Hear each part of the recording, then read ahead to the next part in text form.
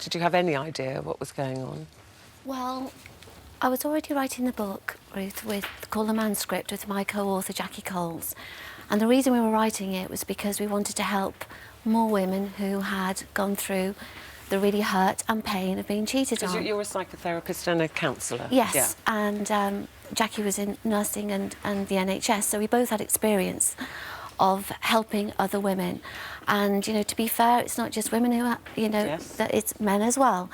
But as we were writing the book, and we were writing about the various signs that when somebody is cheating, that's when I started to see similar signs with Richard. What was the first thing you noticed? You've been married for 30-odd years? 34 years, yeah. 34 years. Yeah. You believe you were in a happy marriage? Absolutely. Yeah. And Richard and I were really happy. You know, we were living in Qatar. He was working at beIN Sport, and we were really happy together. So I had no reason to think that anything would go right this. You had moved to Doha, was Yes. it, where Richard was working, and you were flitting backwards and forwards. Yes. And you believe that's when this affair started. What made you think that that was happening? OK, well, I was going backwards and forwards because our daughter wasn't very well, and we started to write the book about the sort of suspicions, really, that you get when the behaviour starts to change. Like warning bells that might go off. And the gut feeling as well, that gut instinct. So things like, I just noticed that Richard was maybe overprotective with his mobile phone, that sometimes there were late night messages coming in. And I did ask him, you know, who was that? And he just gave some reply.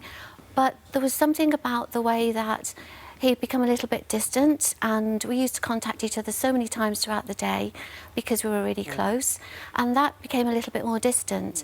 And so what we found writing the book was that actually these the ways of this behaviour tend to be common, very common. Did you, you had your suspicions, I presume, Yes. did you look at his phone at some point? Yeah, like most I did, Ruth. people, men and women, Yes. when they're feeling suspicious, that's one of the first things a lot of people do.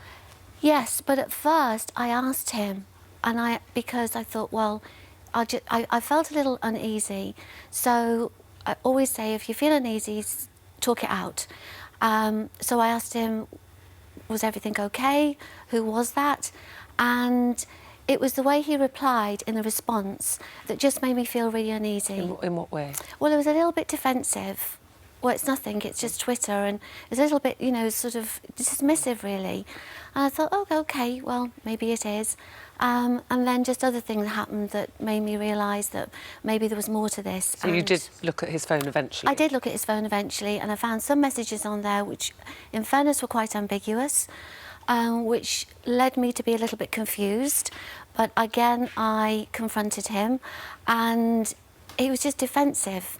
And this is what happens with lots of men who get, well, maybe their partner becomes suspicious, they get defensive, so they can become quite attacking. So I would get things said to me like, oh, it's all in your head, what are you talking about?